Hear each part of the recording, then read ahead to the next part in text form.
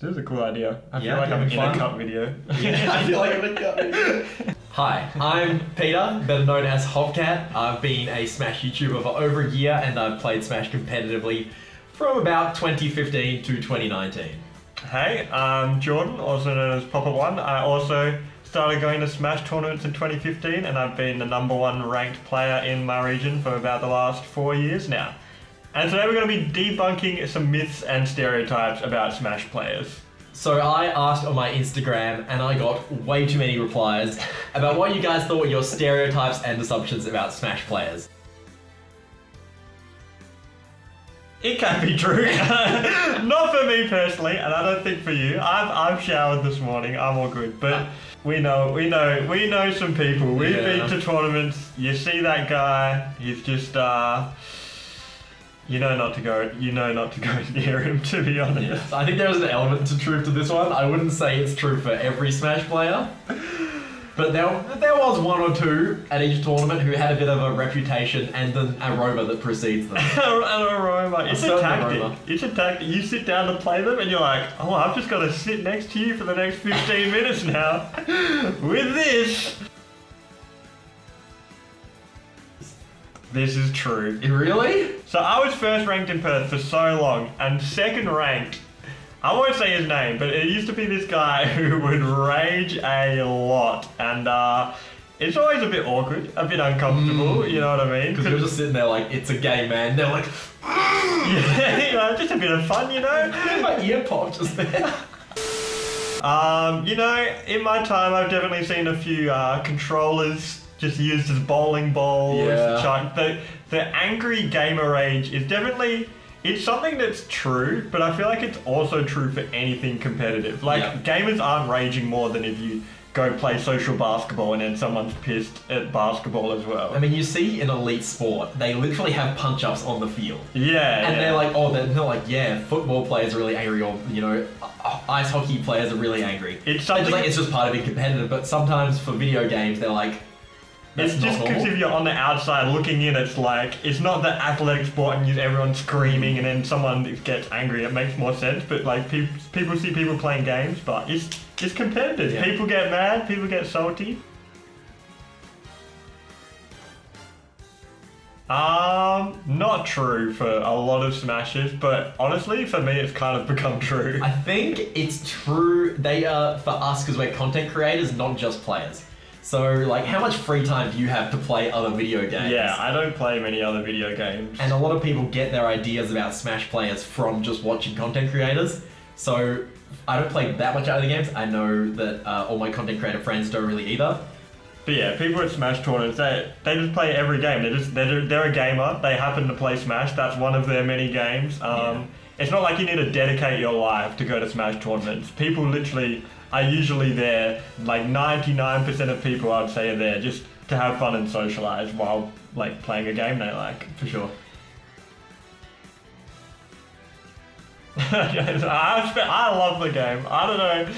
You get salty every now and then. I probably hate the game more than some people, but I don't think I actually hate it. It's just anything you do for that long, you're gonna have frustrating moments because you're analyzing every aspect of the game. So normally something that would go over someone's head if they just play it casually, they're like, oh, that's a bit weird. But I'm like, oh, this is ruining my whole day. Yeah. I don't know if you ever get that, but like, if you have to dedicate so much time to something, any tiny element of it's gonna probably make you a bit tilted. But I don't hate the game. I honestly don't really get it. Yeah, why would you play the game if you hate it? Yeah. Some masochistic stuff. Yeah, not a thing, not a thing.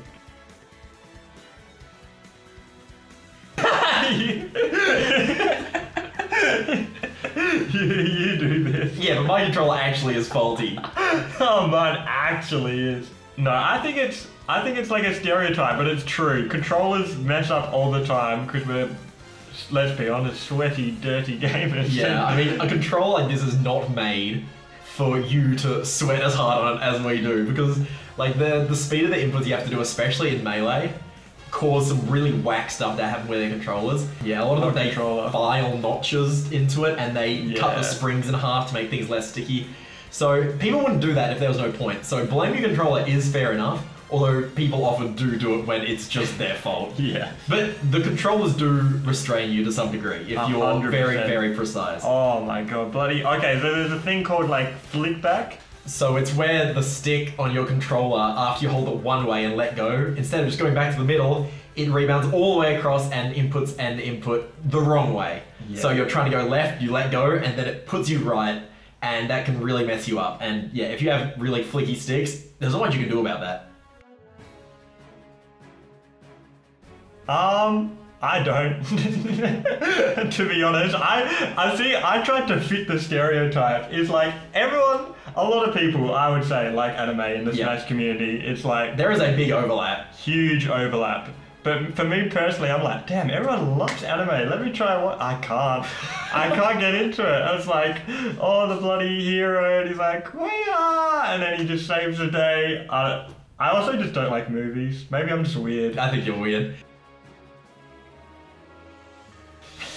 I feel a bit personally attacked by this one. Hey, I'm 24. I'm hanging in. This is your last year of playing Smash. Yeah, I'm out the door. I'm 25, and I don't go to tournaments anymore, so maybe it is true. Oh my god, am I out the door? Yeah, maybe. This year? Is that it? Now, there's some older people who go to tournaments.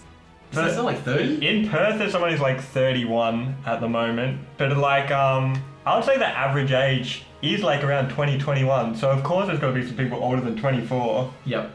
Yeah, so many people play Smash. You would expect to go there and just see like 15-year-olds. Yeah. But it's actually, I would say average age. It's just anyone who's in uni, I feel like, really gets into tournaments and stuff. Yeah. At that age. I ain't got no cargo shorts on.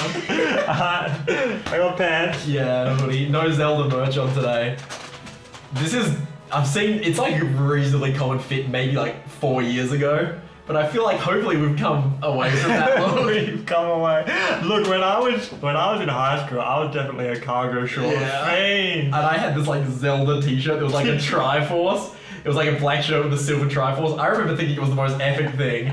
I wore it to like a music festival because it was like my favorite shirt. That's how you know it's your favorite. I was like year 10. Give me a break. I was like, so how old? 15, 14? So I thought it was pretty epic.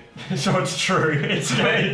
Guaranteed. But I'm too old to do it now, so... It definitely, you go to tournaments, there's going to be people who... People love the gaming word. Yeah. Because I'm going to be surrounded by 30, 40, whatever, other gamers. They will respect my gamer shirt. Exactly. My real life friends think I'm a loser, but finally I can get some respect for my Triforce shirt. It's your chance to show off your gamers. You got a little Pikachu shirt, you got, I don't know, Pac-Man shirt, that's where you wear it. That's where you get to show it off. They respect it. It sounds kind of cringe, but people do respect it. I mean, it's like going to a basketball game and you wear a jersey, and it's like, it's the same thing. You're not going to be like, cringe alert, Michael Jordan, what a Yeah, at the basketball match. Yeah, you're like, dude, get that off, you loser. It's like you're wearing video game stuff to a video game tournament. There was a lot of these ones. There was so chat many. alert. Boom. Yeah. Well, no, we're pretty sick. We got ladies, you know. I thought you were gonna say we got laid. No, that's like no. Okay, I think the thing is at Smash tournament, it's like you have to be going outside of your house to a tournament and socializing with people. People who go to Smash tournaments, I feel like genuinely aren't what people envision of the person who never leaves their home and they just stay inside and they just like don't talk to anyone. It's like you're going to a tournament, you're going to communicate with people in like a competitive environment. So online players on the other hand though. Dude. But you get all kinds of people at Smash tournaments. It's definitely not rooted into like that classic stereotype. Yeah. And so plenty of people have girlfriends and normal lives, and I think that'll be a very common theme. Or it has been so far, and it's just generally a true thing. It's true. Pretty true. It's pretty true. It's like 95% odds of male. I don't know what it is, but I feel like that's just anything that's like that. That's video game related. Male. Even think games like chess are dominated by men. I don't know do you know why? I think it's like for video games, they were marketed at boys early on, And the more it goes on, the harder it is for girls to approach it because there's not people they can relate to in the community already as much. It's like that weird thing where it never gets better. snowballs. Yeah, It's like a negative feedback loop or positive feedback loop, and it just stays the same unless there's any difference. Yeah, I think there's even a lot of places do like girl-only tournaments and stuff, which I've heard of, which is a cool way to get people into it. But yeah, I don't know why, but it's true. Yeah, true. A lot of people find a friend group through playing Smash, so then they end up going to more parties or people's houses or stuff through playing Smash, so it might actually increase the amount you go outside. That's so true, actually, because in high school, I like never went to any parties. Then I went to Smash Bros. Tournaments, and then that's when I started going to parties and stuff, because like, you meet friends or even all the Smash people after the tournament get together, have drinks and stuff. It's like, I do that to people. I think they want it. Because, okay, not to toot my own horn, but people come to tournaments and they're like, oh, I'm versing the best player. And they're like, they know, and they're like, oh man, I hope I can take one stock. So I'm just like, give them the smackdown, and then they're like, oh man, I versed Poppet and he just killed me. He was so good. That's what, I feel like I've got to do that. It's my duty to just like, I used to like kind of, oh no, I died. Like when I was versing someone at the very start, because at the very start of the tournament they match up like, it's so brutal, you get seeded, so it's like the best player always versus like the worst player to start off the tournament. So I just lay the smackdown now, you know? So 100% true.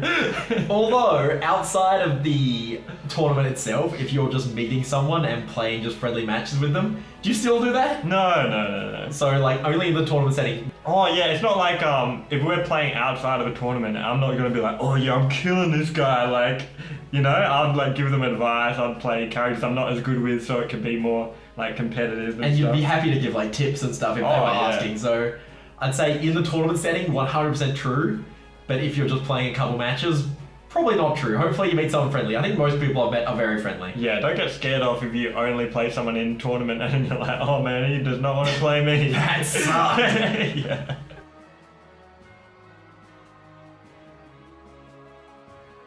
I don't think I've seen once a controller like break because they just got so mad after I beat him, and then you know, they just threw it, and then it was like, did it like split or did it just not work? It didn't split, but like the button stopped working, so I don't know, it's super duper rare that it happens. But how many tournaments do you think you've gone to? Like, well, rough number. Like every week, sometimes twice a week for 6 years, and I've seen it like 3 times. Alright, so not that often. No, not often at all. But when it does, it is beautiful. It's something to remember. Have you ever thrown a controller, even like a little bit? No. You know me, I would not. Oh, I don't know. What? No. Do you think I would throw a controller? No. I gave one a half-hearted toss once. Really? I was at a tournament. Yeah, well, I was playing doubles. Yeah. I was playing against double Bayonetta in Smash 4, which was the best character in the game so far, and very frustrating to play against, like, you understand. Yeah. And so I lost, I got fully out, and I just gave it a little backhand toss, a bit like a frisbee, maybe about 1 meter in front of me. Just really? One of those ones. Did you actually? That's so funny. It very rarely happens, but it's like the equivalent of like, you're playing basketball or tennis, and every now and then you'll see someone just like punch the ball or like chuck their racket down. It's super rare, but it happens. Yeah. Yeah. I'm pretty sure now. I quit tournaments after that. Get her out of here. True. Dude. Get her out of here. Definitely true. They added her into the game. Dude, your girlfriend plays Min Min though. Yeah. Soon to be ex-girlfriend at this rate. That's a joke. My case is that for the next like DLC character they add in, it should just be it removes Min Min. So you buy it and then you can never verse Min Min anymore. Pay $6 and you lose Min Min. And no one can fight it against you online. You never match into it. That's it just deletes Min Min. That's good. I would buy that, Nintendo. Right, definitely true. That's more hatred than I thought. He would pay money to not have the character in the game. So I think the main thing we've kind of established today is that most Smash players aren't as sweaty and disgusting and basement dwelling. Some people a bit like that. Oh yeah, of course. But I definitely expected like, oh, I'm going to a Smash Bros tournament, and then you just only expect sweaty, pale people who look like me, just just like nerds who can't talk to anyone, can't do anything. But no, I went to tournaments. That's when I started going out more, started partying more. Like, you make so many good friends, and people are very normal with going to like tournaments to socialize and have a competitive, fun time. Yeah. Smash play is pretty sick. No, we're pretty sick. We got ladies.